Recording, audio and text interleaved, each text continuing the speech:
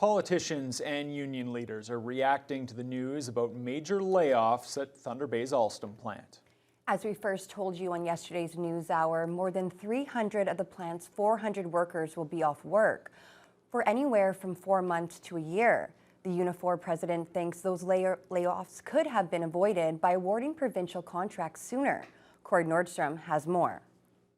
It's a poor situation we're in right now, and unfortunately, I believe that it could have been avoided.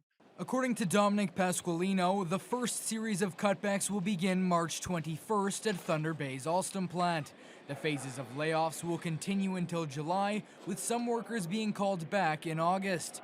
That's when work will commence on 60 streetcars for the TTC and the refurbishment of 94 GO Transit cars. The union head is not alone in his belief that more could have been done to prevent the gap in production, including those in Queen's Park. The question is, why is this Premier doing nothing? And I'll tell you what we've done as a province, Mr. Speaker. We've invested into transit. Pasqualino has recently spoken to the NDP and Conservative parties looking to secure more work going forward, discussing the issue with local MPP Judith Monteith-Farrell just days ago. Premier, will you commit to a made-in-Ontario transit strategy? And Speaker, through you, will the Premier do something to help the Alstom plant workers today?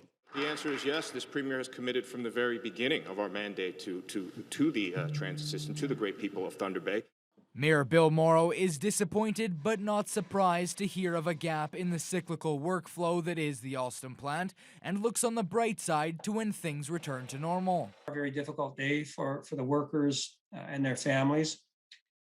I suppose some good news, there is more work that is coming, but the numbers that we're at today, around 400 or 430, we're not going to see those numbers come back to the plant, I guess, until March of 2023, they tell us. The period of unemployment will be just 4 months for some. Others may be without a job for a year, leaving Pasqualino worried that they will lose a portion of those skilled workers. It's a difficult decision. Do you stay or do you go?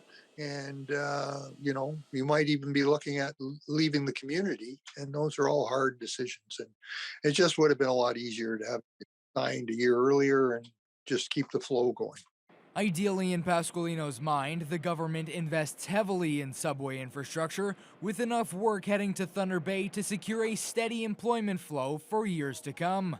Corey Nordstrom, TBT News.